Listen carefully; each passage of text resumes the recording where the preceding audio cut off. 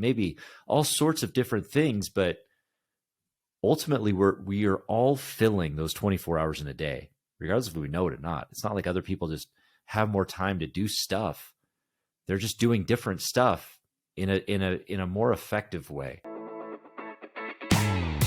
Hello, everyone, and welcome to the Flow Over Fear podcast, where it is our mission to help you to rise above fear and realize your ultimate potential in leadership and life. I'm your host, Adam Hill, and it is my goal to share with you the human side of high performance. My guests share their experience with fear, anxiety, struggle, challenge, and most importantly, despite all of it, how they rose above it to achieve incredible results. So, if you're ready to rise up, let's get started. Hey everyone, welcome to this episode of Flow Over Fear and Three Things. And today I want to talk about 3 ways in which you can create an abundance of time. Now, time, that is the greatest asset we have. Am I right? We all, and the interesting thing about time is that we all, every single human being on earth, without exception, unless there's somebody out there that's invented a machine that we all don't know about and only he or she does. But we all have 24 hours in a day. That's all we get. 7 days a week, 365 days a year for our entire lives. That's all we get, 24 hours a day. And yet we see people that seemingly can do it all, that they're taking on so much, and they look like they're fulfilled and still having time to enjoy their lives, their families, and they're just doing a lot of stuff. And then there's others who, just look like we're running around with our heads cut off. Which one do you relate to? Do you relate to the person that feels like they already have an abundance of time and they can do it all and they can achieve everything and master the things that they want in the time that they have? Or do you feel like you just need more time throughout the day?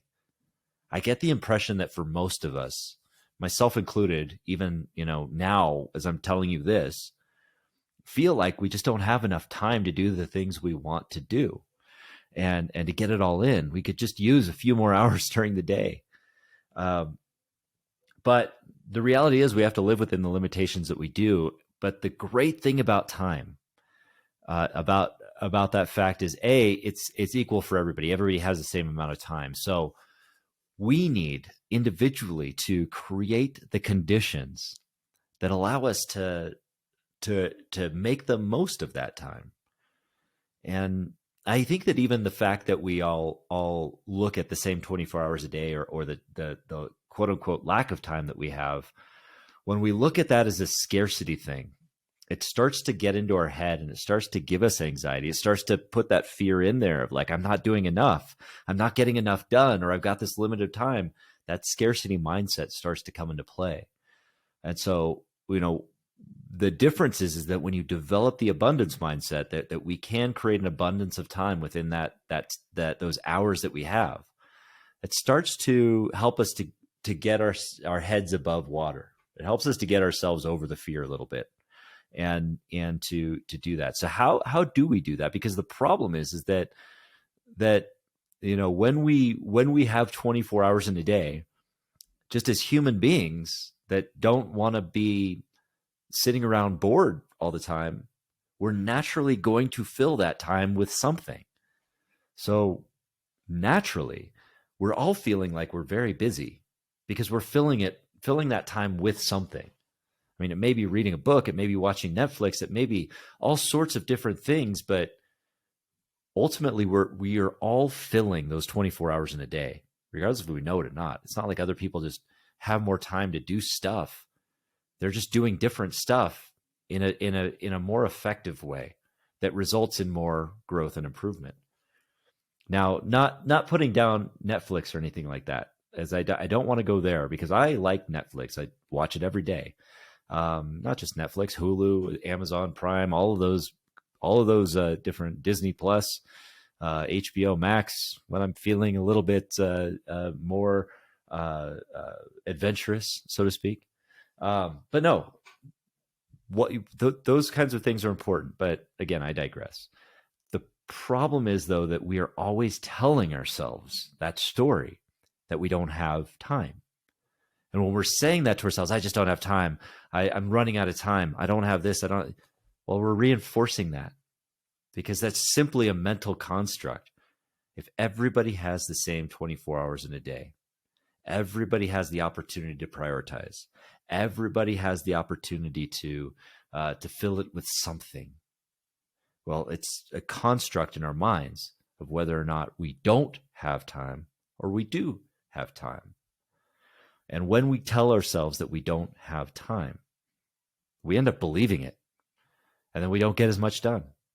We don't get enough of the right things done because the fact that when we say we don't have time, that's really code for I'm not prioritizing the right things in my life, the things that will fill me up, the things that will fill my cup. I'm prioritizing things that aren't filling my cup, and therefore I feel misaligned. I feel like I'm just not where I want to be or where I need to be. And so that takes that introspection and of course seeking internally, what is it that you want to prioritize? What is it you want to achieve? And I really, really think that there's three things that make up time. There's three things that can create an abundance of time for us. And I think that time is really a product of these three things. And oddly enough, they all start with the letter E. So they're the three E's of really creating an abundance of time. Time is a product of energy, efficiency, and emotion. Those are the three things. And so let's talk about energy first. And by the way, whenever you increase any one of those three things, you increase the amount of time you perceive or that you have. Because if you increase your energy, you're going to have the energy to do more. If you increase the efficiency, you're going to increase the amount of things you could fit into those hours. And if you improve your emotion around time, you're going to stop beating yourself up that you don't have enough time, and you're going to feel better about the things that you are prioritizing. So let's talk about the first is energy. Energy, when we think about energy, it's creating internal energy. Energy is created internally. We can't rely on external forces to give us energy. And we talked about certain ways that we can increase our energy. I mean, the energy piece is really the investment piece. If we think about time like we think about money, the ways that we want to think about money or we want to think about what we're investing in and how we're budgeting, and for time commitment, how we're using time. Energy is the investment part. So we invest in our time that we have in creating energy. And the way we do that is through exercise, through proper nutrition, through creating a healthy relationship with our nutrition, through meditation, through investing the time in our morning practice to give ourselves the energy. A great way to increase energy is through aerobic endurance and exercise, because if you're pushing too hard in your workouts, you're going to deplete the energy. It's like investing in a risky investment a lot of times. Too often, if you put too much money in a risky investment, well, you're going to lose your shirt. And so you want to invest that in safe investments that are going to return the amount of energy you need. Things like aerobic endurance, cardio, and building on things like that are great ways to build that energy. In addition, it increases our mental energy and also improves the 30 in here, which is emotion, so that you can think better.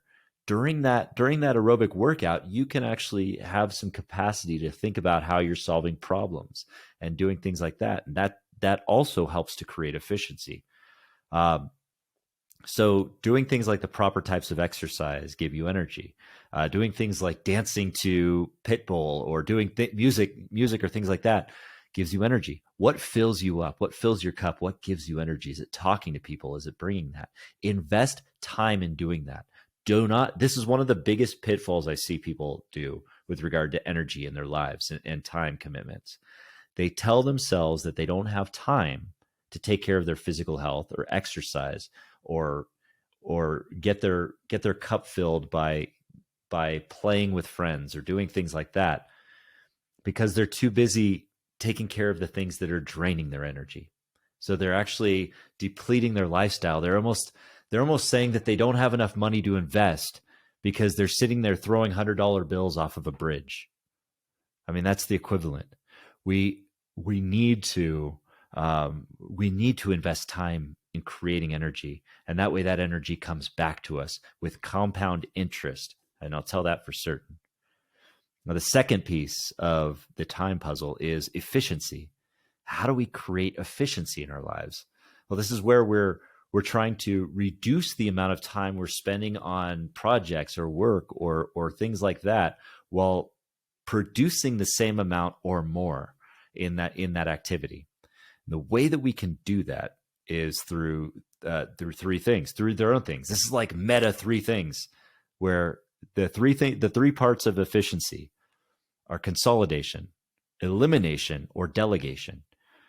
We can consolidate things by, doing things together, like what I just said when it comes to exercise. When we're building up energy, we're actually we're creating capacity to solve problems. So if maybe we're able to solve work problems while we're exercising, we're actually creating a consolidation in there so that we don't have to think about that while we're in the process of working.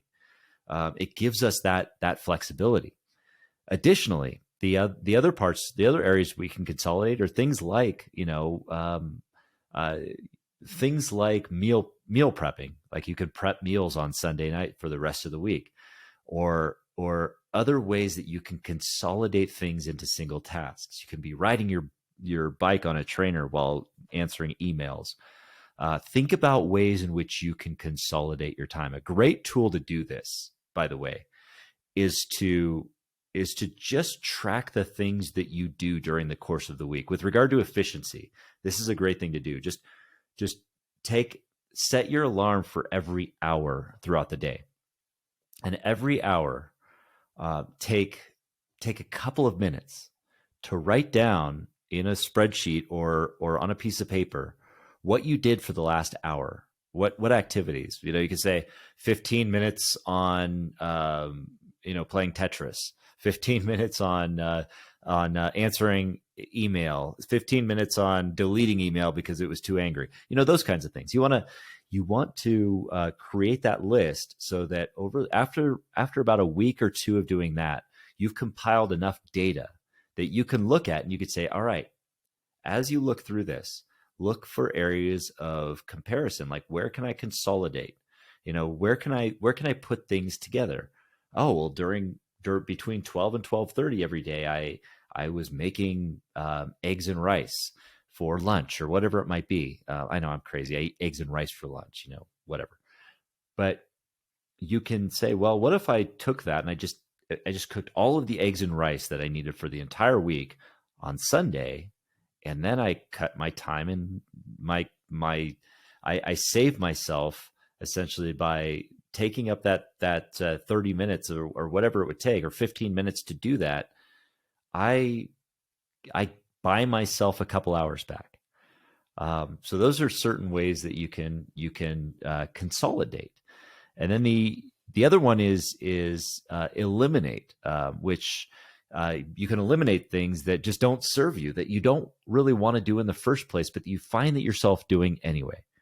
I mean, look at social media. Well, don't look at social media. That's our problem. We look at social media too often.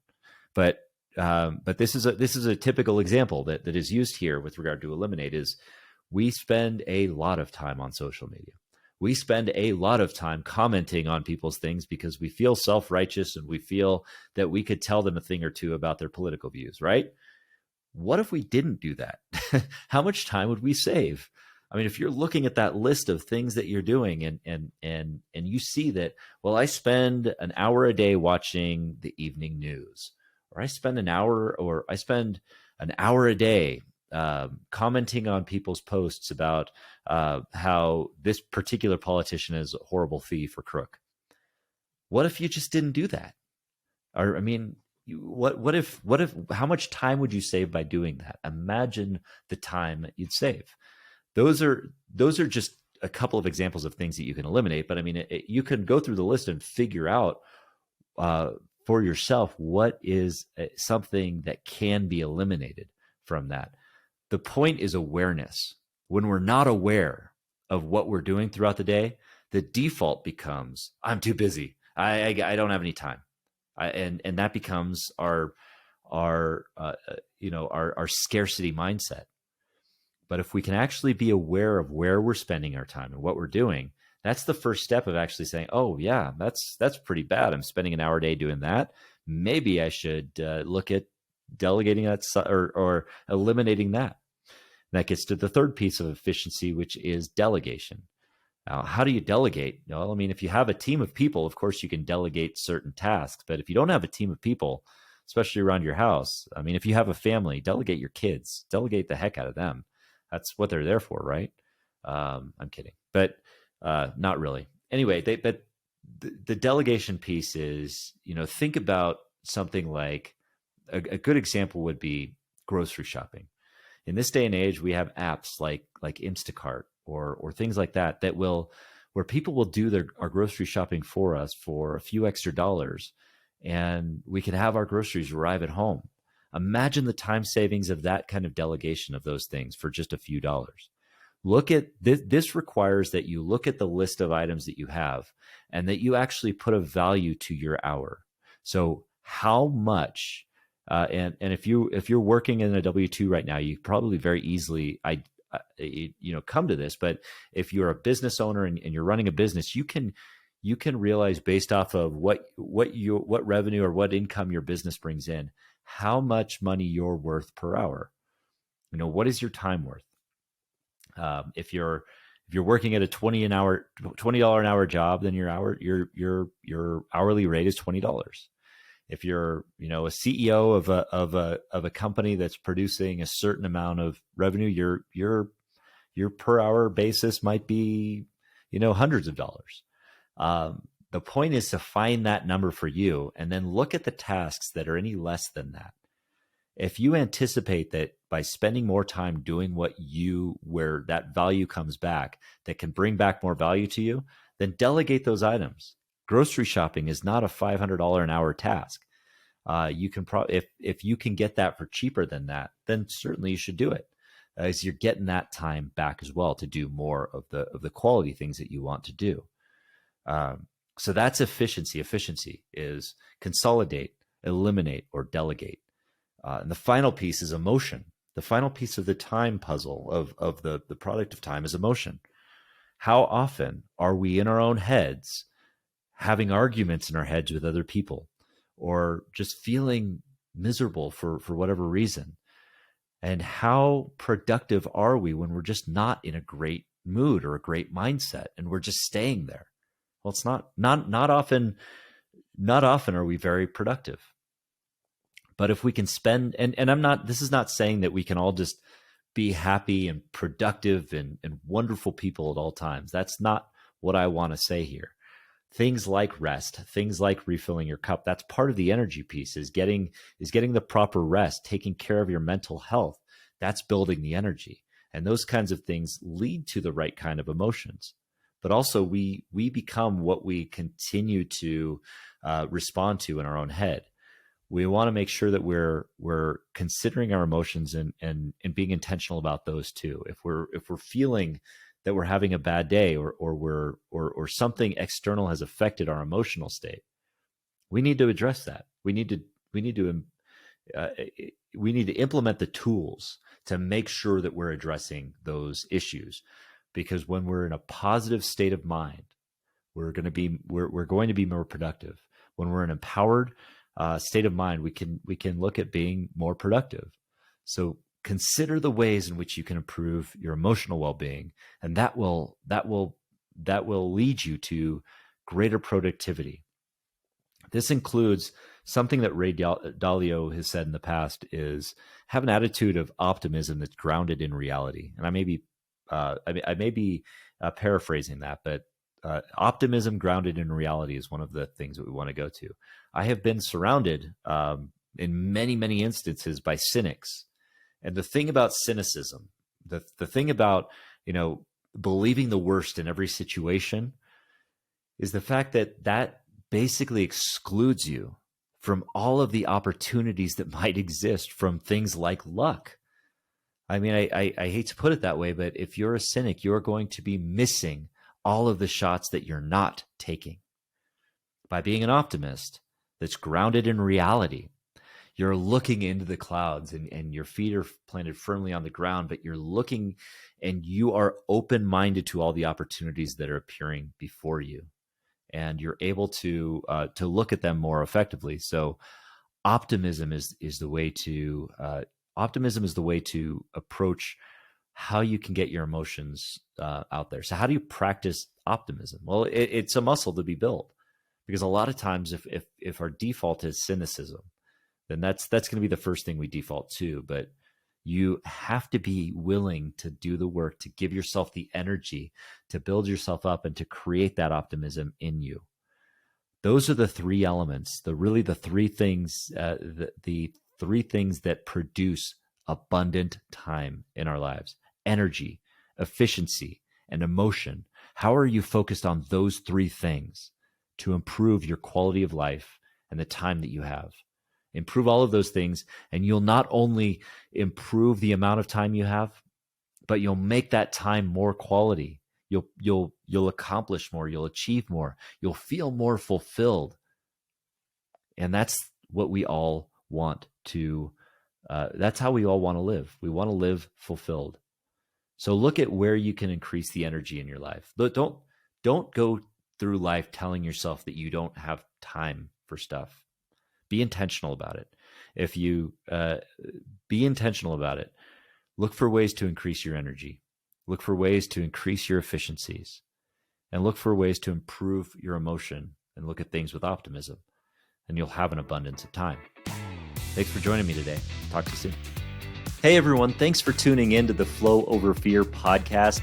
If you'd like to learn more about getting into flow and learn the foundations of flow, I have a free video series on my website at www.adamcliffordhill.com called The Foundations of Flow. Feel free to go there and download it and start your journey to rising above fear and achieving greater flow in your life. And if you like this episode, and I'm guessing you did if you stuck around for this long, then please do me a favor and hit the subscribe button, and you will receive notifications when I have new interviews, new recaps, and new trainings that pop up on YouTube. Thanks again for joining us.